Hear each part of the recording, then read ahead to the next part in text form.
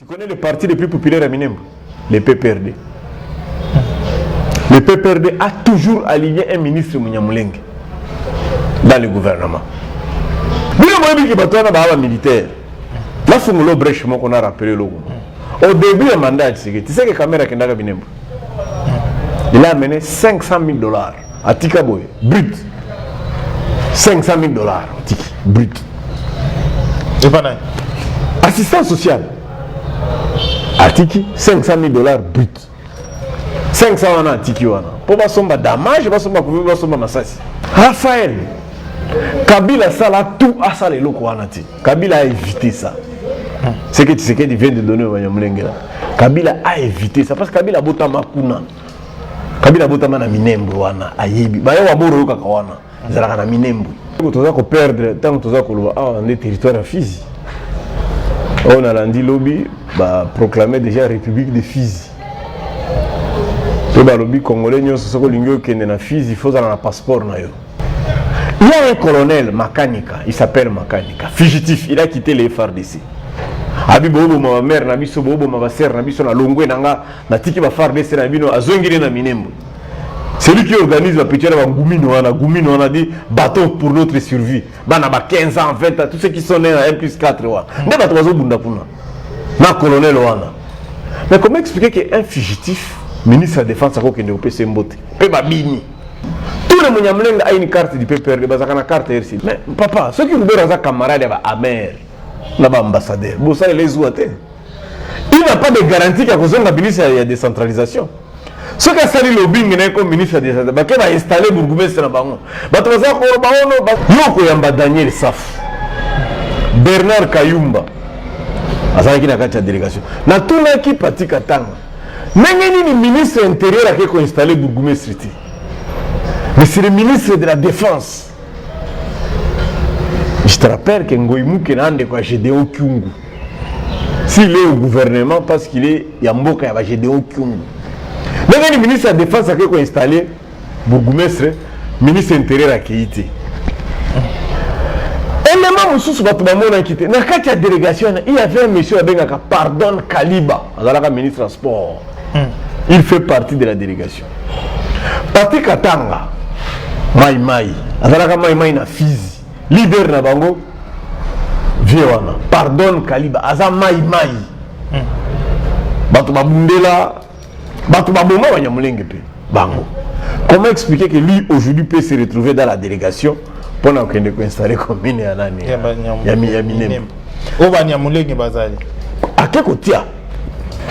la situation sécuritaire en République démocratique du Congo reste au cœur. Il y a un débat ébélé. Naba Nzela comme Naba réseaux sociaux et surtout réalité moko au cœur. Na Est et République démocratique du Congo. Aujourd'hui, toko mekako sembola la question d'actualité et surtout question makambo koleka sur Minembwe. On en parle. Aujourd'hui dans mon lamboka monsieur Barnabé Milingagno. Bonjour. Merci beaucoup Raphaël. Alors, question à Liboso d'abord et d'aller à aujourd'hui.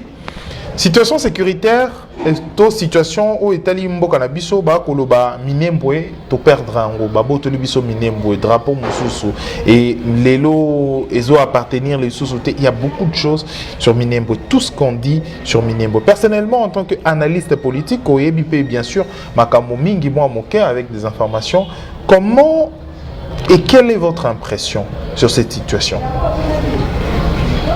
Merci beaucoup Raphaël. Problème toki ko bongi c'est Minembwe te Minembwe ezaka na RDC. Mais eloko toza ko perdre tant toza ko loba ah on est territoire à Fizi. On a lundi lobby proclamé déjà République de Fizi. Le lobby congolais nous soko lingo kende na Fizi, il faut avoir un passeport na yo. Fizi ne tozali ko perdre. C'est peli na attitude d'Éric Roubouye. Azali Kester à Sénat, honorable. Dernièrement, ça les meeting na Bukavu, à la population ainsi de Kivu. Bolimbi Sabiso. Parce que tu as sincérité. Batu oyo lelo baza koganga ke tobungisi Minembwe bazalaki wana ensemble tangu mutu na mutu aza koréclamer ba intérêt na ye. Oui, Minembwe aujourd'hui peut être un problème sécuritaire. Mais les enjeux, ce n'est pas la sécurité seulement. Minembwe, ils ont des problèmes. Il y a élection. C'est l'enjeu électoral des alliés de Minembwe. Comment ça? Au Moni, en 2012-2013, presque chaque leader a plaidé sur la modification de la loi électorale. Dans Mboka Nabiso. Et chaque leader a fait à ce que, et si quand il y a Zali populaire, et comme circonscription électorale.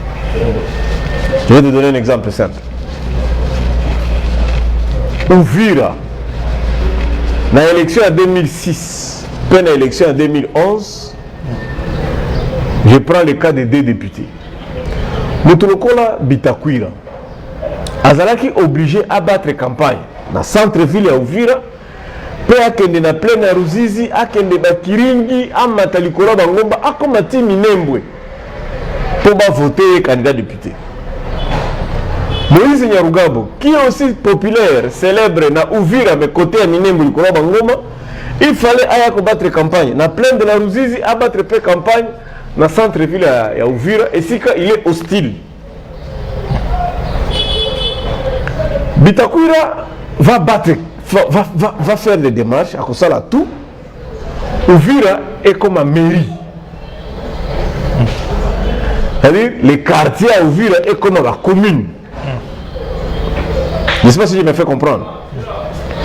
Et les Nikoloba, dans l'élection, il y a des gens qui ont été dans la campagne, tout attendre dans plein Ruzizi. Atika dans centre-ville à Ouvira. Et si c'est populaire, Kayebi Batutu, et Batutu Bayebi, à combien c'est facile. C'est que les gens ont fait pour Mweka, pour Chikapa, au Banemi, Basali sur Baraka. Mais si tu arrives là-bas, ça n'a pas changé de superficie. Ça n'a pas changé de nombre d'habitants. Et ça n'a rien de mais tu trouves dans le sud Kivu, Baraka, qui n'a rien. Et ça a une petite entité au bord et à lac Tanganyika, mais et comme une ville, et comme une mairie.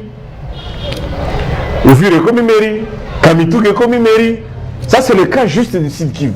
Mais chaque grand leader au Congo a fait la même chose. Pourquoi? Parce qu'à l'époque, Kyungu, Wakumanza, oh ben comme benga baba wa Katanga. Mengene ni yo lingo comme benga baba ya Katanga, au moment où tu sais que le président aza mutu ya kuna. Bakata Katanga. On a morcelé la province du Katanga en 4 provinces. Objectif est d'année, même ça Kyungu a kende na baolo mamina ekuna parce que Kyungu n'est pas du Haut Katanga.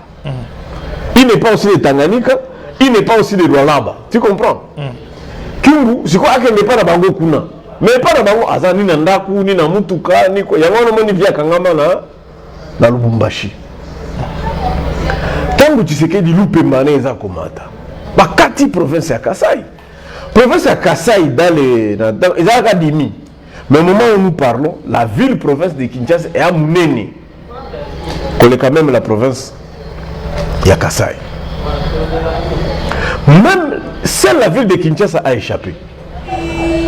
Parce que proposition Zalaki, chaque district qui a Kisasa, Lukunga, est comme un peu province, est comme un peu mairie, et ça l'appelle un gouverneur. Tchangoupe est comme un gouverneur. Moi, Mbappé est comme un gouverneur.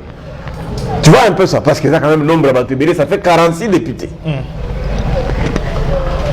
Alors, ce qu'on Katiki, Tchangou, et comme une commune, et comme un peu la circonscription électorale. C'était ça la logique. Mais si Kabato Bazali, sincérité. C'est que, Nakati a réunion, Banyamulenge peut balobi boy. Parce que Banyamulenge bazalaka na Tanganyika, la province de Tanganyika, babenga bango banaviura. Bazandambu na Fizi, bazandambu na territoire ya Uvira, bazandambu na territoire ya Mwenga. bango pe babendi boule balobi non non soki totikali kaka ndambo jamais tokozwaka député Munyamulenge na parlement jamais parce que baza minoritaire na Katanga ba minoritaire na Fizi ba minoritaire na Uvira balobi non non et comme nous sommes menacés par des guerres tomata na biso likolo bangomba biso pe tosangana biso pe tosenga circonscription électorale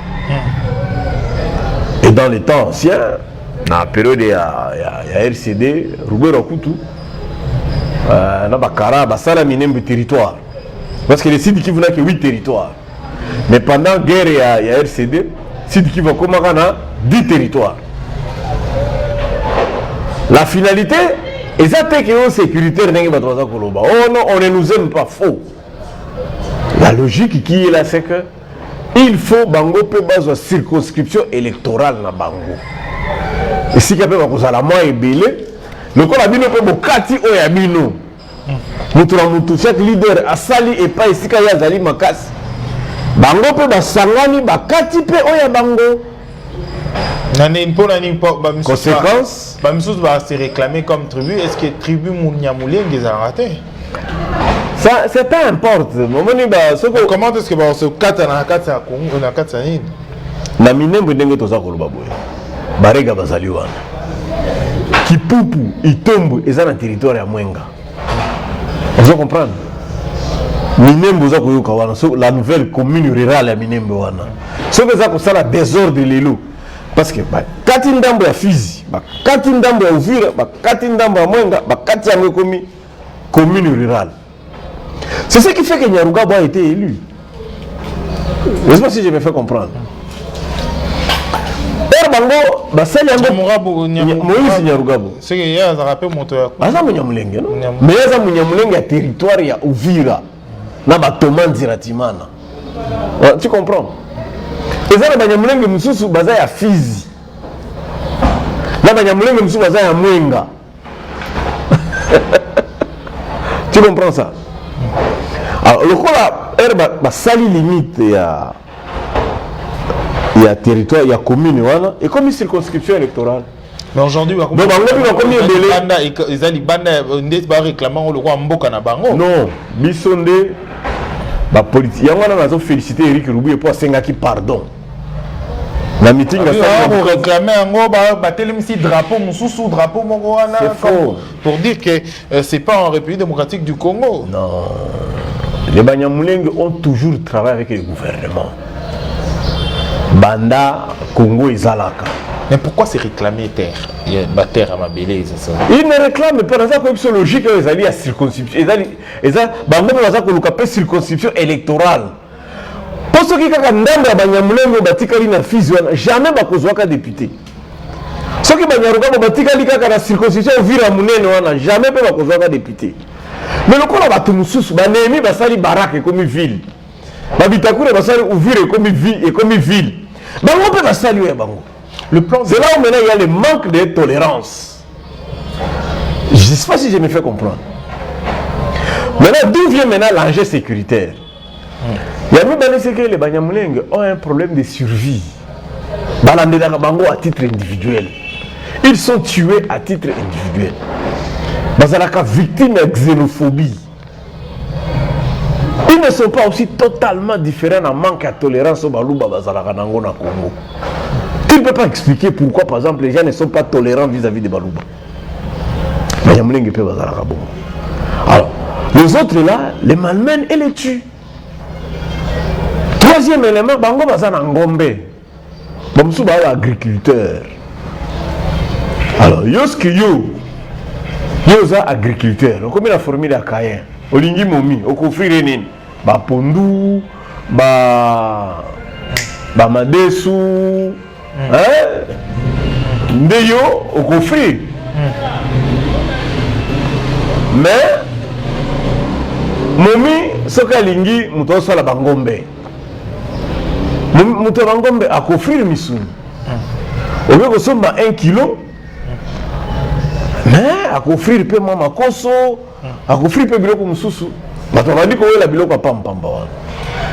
Alors, la balkanisation ne peut pas être possible. Pourquoi? Parce que Minembwe est presque à 340-350 km de Rwanda. est près de 250 à 240 km du Burundi. Mais nous sommes à Katikati. On ne peut pas balkaniser ça. Mais nous sommes politiciens de plainte à Bembe. Nous avons des députés. Raphaël, Kabila Sala tout à ça les locaux. Kabila a évité ça. C'est que tu sais qu'il vient de donner au Wanyamulenge. Kabila a évité ça parce que Kabila bota makuna. Kabila bota mana minembo wana ayebi. Ba yawa boro ka kawana. Zalaka na minembo. Ayebi les enjeux. Mais écoutant le babongo, excusez-moi. Tout qui n'a fait au Congolais va le baraquer sur le Rwandais, sur Nani, sur Nini. Non, le babongo pour certains également le bara Banyamulenge ba Congolais te ba Rwandais, ce sont ceux qui ont monio centrafricain. Ils ko justifier n'engini ko Congolais. Ceux qui ont moni mon frère, on a filmé biso na moni Muyombe à Congo Brazza ko justifier on. Là n'est pas le débat. On a des arguments, il y a des méchants qui n'arrivent pas à justifier. Et là, on dit que ça, par exemple, passe. Le ministre qui a un débat, il y a un parti Katanga, mais je n'ai pas voulu couper ces révélations. Yoko Yamba Daniel Saf, Bernard Kayumba, qui n'a pas de délégation. Na tout le qui parti Katanga. N'est-ce le ministre intérieur qui a installé Bourgoumé City. Mais c'est le ministre de la Défense. Je te rappelle que Ngoïmou Kenande a Gédéon Kyungu.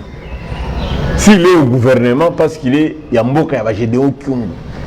Mais le ministre de la Défense a installé Bourgoumestre, ministre intérieur à Kéité. Et les membres sous ont quitté. Dans la délégation, il y avait un monsieur qui Pardon Kaliba, ministre des Sports. Il fait partie de la délégation. Parti Katanga, Mai Mai, Mai Mai na Fizi. Leader na bango Viewana Pardon Kaliba aza mai Batu babundela Batu baboma Wanyamulenge pe bango. Comment expliquer que lui aujourd'hui peut se retrouver dans la délégation pour nous installer comme mine à l'année Yaminem au Wanyamulenge bazali à quel côté manque en sécurité Babembe baza kotuna est-ce qu'il y a bazana ba député Nalambi conseiller président, on a le président IDPS na Uvira, Fiziti, Tanganyika. Est-ce que si tu as le bibo, on a baqué pour installer commune on a pas de secret des azate secret des ana poto. Moko le secret des kozonga, bakubandele lokwana. Population c'est qui est. Au lieu d'assumer que le président a dit à Londres que les Banyamulenge sont des Congolais, la Constitution reconnaît les Banyamulenge comme des Congolais. Tout le même Mbanda, dans Mikanda, il y a déjà on a le faire, le bara Banyamulenge Congolais, ni aujourd'hui Banyamulenge va réclamer, Babimsou va payer en terre, va installer en terre. Aujourd'hui, petit à petit, c'est pas aussi perdre notre terre, Nabisoto Nemzupo, le schéma, le lobby, on a ceux auxquels on a logique, on a pendant tout ce temps, ça aura déjà morcellement, il y a démorcellement, il y a découpage territorial plutôt. Et les Kanango déjà. Mais aujourd'hui, qu'est-ce qui se passe? Qu'est-ce qui se cache derrière tout ça? Non, les gens sont seulement de mauvaise foi. Découpage il y a territorial, 11 provinces, tu es 26, 2013, non? Les lots de Banyamulenge. Bourgoumestre qui est installé dans la commune rurale, il a été nommé par Tchibala. Accueilli un décret à Tchibala. Je te dis Fizi. Etienne Tshisekedi a été élu massivement en 2011. Massivement, j'étais là. Fizi Zalaka bastion à IDPS. Mais les lots sont là. Les gens se posent la question. Mais papa, ceux qui nous donnent un camarade, il y a un amer, là-bas ambassadeur. Bon, ça, les ouatés. Il n'y a pas de garantie qu'à cause de la ministre, il y a décentralisation. Ce qui a sali le lobbying comme ministre de la Défense, qui va installer Bourgoumestre dans le Bango. Il y a 46 Bourgoumestres. Ceux qui 246, pourquoi il y a installé Kaka? Papa, les gens ne sont pas sincères. En réalité, c'est ça, les gens ne sont pas sincères. Quels sont les risques et dangers pour l'État en fait, en faisant cela? Non, bon, l'inquiétude, parce que les Banyamulenge sont très forts militairement. Batouana Babunda na Rwanda, uniquement Banyamulenge, pendant 2 ans, de 1999 en 2001. avec le général Massouz, au Batina Katanga, l'actuel commandant régional Katanga. On a eu Sarabino Mokolo général, nous avons la fin, type on a pour Betaï, Massouzou. Abunda n'a pas rendu 2 ans, dans Minem, Babeta Bangote. Les esclaves, esclavagisme, et ça les mains qui dit qui votait pour Nabanyamlengi. Mouzé, tout le temps qu'il a combattu Mobutu, quand Mouzé était grand rebelle, c'était avec les militaires Banyamlengi. L'AFDEL est venu avec les Banyamlengi. Merci d'ailleurs dit ça au père. Les maires, ils ont un jour les militaires rwandais de Banyamlengi bakutana pour attaquer. Ils sont très forts militairement. Les autres tribus sont des jouisseurs. Je m'excuse beaucoup. Je suis de là. On ne sait pas s'organiser militairement. Les Babembe ne sont pas organisés militairement. Barega Baza organisé militairement. Banindu Baza organisé militairement. Vous comprenez un peu ça? Alors, et pourtant les autres sont organisés militairement. Militaire. Là, c'est le brèche qu'on a rappelé. Au début du mandat, tu sais que Kamera Kendaga Binembo, il a amené $500,000 à Tikaboy, brut. $500,000 brut. Assistance sociale. À Tiki, $500,000 brut. 500 ans à Tiki. Pour pas sommer damage, pas sommer massassi. Depuis jour où on a eu ce perte à munitions, il y a un colonel Makanika, il s'appelle Makanika, fugitif, il a quitté les FARDC. Abibo ma mère, Nabiso Bobo, ma sœur, Nabiso na Longwe Nanga, na Tiki va FARDC, Nabino, Azongiri na Minembo. C'est lui qui organise la petite Gumino, on a dit bateau pour notre survie. Banaba 15 ans, 20 ans, tous ceux qui sont nés à 1+4. Ne pas trop Bundapuna. Na colonel Wana. Mais comment expliquer qu'un fugitif, ministre de la Défense, a PC Mbote, Pebabini, c'est lui qui les a accueillis à Minembo, un fugitif. Donc soyons sérieux. Arrêtons de parler, mais organisons-nous. Donc, selon Koyo Kabadiro, il y a quelque chose, un plan occulte. Déjà. Il n'y a pas un plan occulte. C'est ce que je suis en train de dénoncer. Là, sincèrement, c'est que Bissot, ma politicien, toujours, il y a un plan occulte. Il n'y a pas un plan occulte. Manque de. Les gens comme le Baono, Minembo comme Swaziland, les autres, et que ça l'État dans un État. Non. Les Banyamulenge aussi ont besoin seulement de la sécurité. Le bourgmestre, il est Mouniamulenge. Le premier, son adjoint, Moubembe. Notre relation qui mourait au Fouleur, ils ont respecté la répartition. Il y a des tribus. L'alternance peut aussi venir. Il y aura aussi élection et un bourgmestre. Mais nous, on n'est pas sincères. Les gens mentent ici. Mais pas si je me fais comprendre. Tshisekedi a tout fait. Les bases au cours de Tshisekedi. Windows Zanki, député, à l'Obisi Radio Okapi, qui a 7 généraux à Bounia. Là où il y a un général, tu sais, il y a combien de colonels, combien de majors, combien de six. Lorsque vous en avez 7, Bounia n'est pas comme Limité. Limité à Mouné de Koleka Bounia. Vous y mettez 7 généraux. À Beni, un mois d'ailleurs, Mouké Koleka Bounia. Donc Beni, il y a un Ngiringiri, Beni, il y a un Serimbao. Mais vous y mettez 20 généraux. C'est que il y a à côté de 21 000 militaires dans Beni. Windows Zangalbi Bazaka à 2500. Président. Là où on dit qu'il y a 300 militaires, on trouve seulement 3 policiers. Je te dis, les militaires qu'on déploie à Minembwe. Oh non, à l'autre ils volent des vaches. Bazoï Babangombe, parce qu'à Minembwe, il y a plus de 450 militaires de vaches.